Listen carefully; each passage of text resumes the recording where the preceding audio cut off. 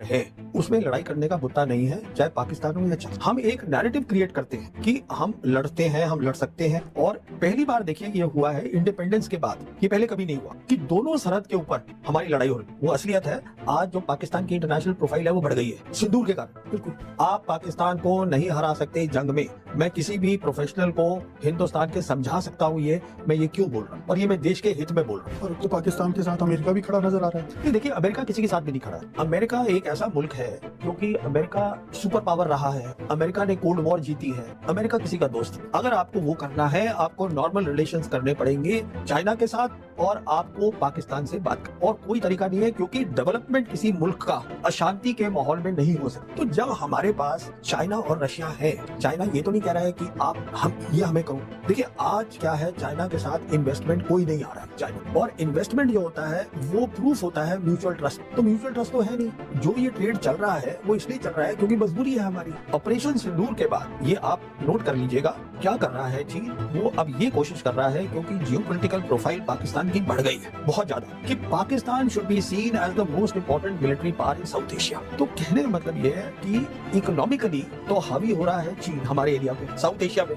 और मिलिटरी वो प्रॉप कर रहा है पाकिस्तान को। कल को बांग्लादेश को भी कर सकते। तो मैं जब कह रहा हूँ वो उसको कर रहा है, इसका मतलब ये हुआ कि वो दोनों काम कर रहे हैं एक साथ। चेंज ऑफ गवर्नमेंट से कोई फर्क नहीं पड़ेगा बांग्लादेश में, ये कहने की कोशिश कर रहा हूँ। तो कहने का मतलब ये है कि आप देखिएगा आज फॉरेन पॉलिसी में एक बहुत बड़ी चेंज की जरूरत है, बहुत बड़ी चेंज, जो ये सरकार नहीं करेगी, क्योंकि ये सरकार नैरेटिव में देखता हूँ बन सारा काम ये है डोमेस्टिक ऑडियंस। क्योंकि मेरी समझ जो मुझे आई है, फोकस जो है सरकार का वो इलेक्शंस, ये जो मुझे बात समझ में आई है, तो उसके लिए हर तरीके से फायदा उठाया जा रहा है। किस तरीके से हम दिखाएं कि साहब हमारी नेशनल सिक्योरिटी इतनी तगड़ी है। हम जो अगली जंग होगी, मैं आपको बता दूं, अगर हो खुदा ना खास्ता ना हो, पाकिस्तान के साथ होगी जिसके पीछे चीन खड़ा हो। रफाल क्यों लिया जा रहा है मुझे समझ में नहीं आ रहा है। और बात बताता हूँ, फ्रांस में टेक्नोलॉजी है, बट फ्रांस नेटो का मेंबर भी। इसका मतलब ये है कि होल्ड उसके ऊपर कुछ अमेरिका का हमेशा रहे। हम अपने आप को देखना चाहते हैं वेस्टर्न लीडर्स के, अमेरिका के साथ, वेस्टर्न लीडर्स के साथ। हम इस बार, ये कोई पाकिस्तानी एनालिस्ट नहीं है, ये है भारत के सबसे बड़े डिफेंस एनालिस्ट प्रवीण साहनी।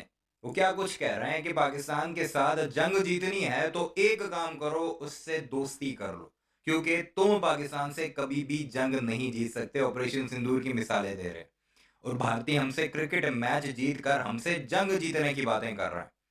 खैर वो तो उनका बनता है कि क्योंकि हमारे अपनों ने हमें ह्यूमिलिएट किया है दुनिया के सामने, तो वो अपना हिस्सा तो जरूर डालेंगे। अगर हम होते तो हम भी यही करते, वो तो उनका राइट है। लेकिन बात की जाए अगर जंग की, मिलिट्री ऑपरेशंस की, तो फिर प्रवीण साहनी की बातें सुन लो। और ये कह रहे हैं कि अगर भारत का किसी भी बड़े से बड़े ओहदे पर बैठा हुआ शख्स मुझसे दलील मांगे, मैं उसे जाकर समझा सकता हूं, उसे प्रूफ कर सकता हूं कि पाकिस्तान से तुम जंग नहीं जीत सकते। पाकिस्तान से जीतने का वाहिद हल उससे दोस्ती करना है, उससे बात करना है, क्योंकि पाकिस्तान का जियोपॉलिटिकल जो कद है वो बढ़ चुका है बहुत ज्यादा। दुनिया भर में बड़े बड़े मुल्क उस पर एतमाद कर रहे हैं जो पहले भारत पर किया करते थे।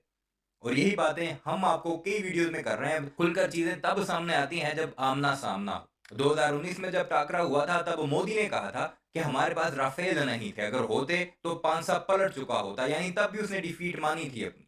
लेकिन फिर इस बार राफेल भी थे, मोदी की तगड़ी सेना भी थी, और फिर हमारी तरफ से हमारे शाहीनों ने जो चपेड़े मारी हैं उसका एतराफ खुद भारत के इंडिपेंडेंट जर्नलिस्ट कर चुके हैं। बाकी गोबर आलिया हो गया, जनरल बख्शी जैसे बेशुमार जो 21-22 जहाज पाकिस्तान के गिरा चुके हैं, वो ना माने। दुनिया जिनको सुनती है वो ये है प्रवीण साहनी। इसे दुनिया भारत का डिफेंस एनालिस्ट मानती है। जीडी बख्शी को कौन मानता है?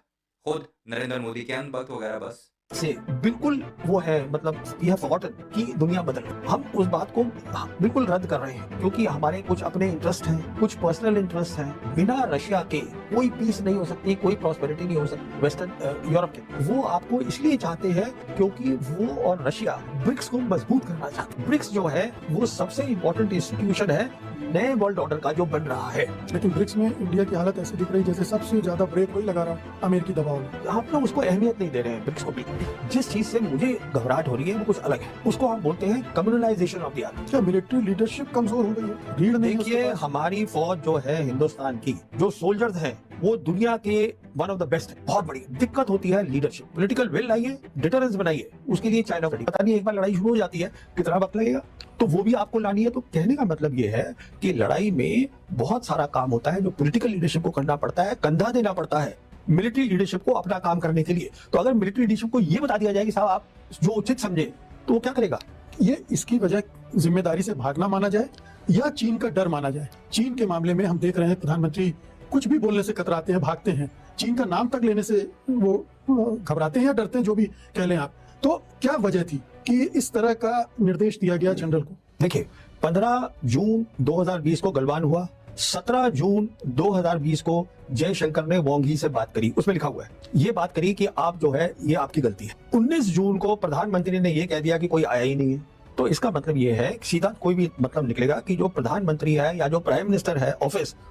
अब इस सारी कन्वर्सेशन का कॉन्टेक्स्ट मैं आपको बता देता हूँ। चीन का क्या मामला है। जनरल नरवणे है, जो कि गलवान का जो क्लैश हुआ था भारत वर्सेस चाइना 2020 में, जब कोई 30-40 फौजी मार दिए थे चाइना ने डंडों के साथ भारतीयों के, जिसमें एक कर्नल भी शामिल था, और डंडों से कुट कुट के उनकी जान ले ली थी। कोई 22-25 भारतीयों ने माने हैं कि ये हमारे मरे हैं, लेकिन 40 का फिगर इंटरनेशनली सामने आ रहा था। उस वक्त जो आर्मी चीफ था जनरल नरवणे, उसने कहा कि जब हमारी तरफ टैंक बढ़ रहे थे तो मैंने हायर कमान यानी नरेंद्र मोदी और राजनाथ सिंह जो कि वजीर दिफा है, उसे कॉल की, उससे बात की कि हमारी तरफ ये बढ़ रहे हैं, तो हमें क्या करना चाहिए? क्या हमें इनका मुकाबला करना चाहिए, हमें भाग जाना चाहिए? तो पहले तो आगे से कोई जवाब ही नहीं आया। कुछ टाइम बाद जवाब आया कि जो करना है कर लो, देख लो, हमें नहीं पता। ये है लीडरशिप नरेंद्र मोदी सरकार की, जो अपने आप को 56 इंच सीना कहता है। वो उसी कॉन्टेक्स्ट में बात हो रही है, मैंने कहा आपको बता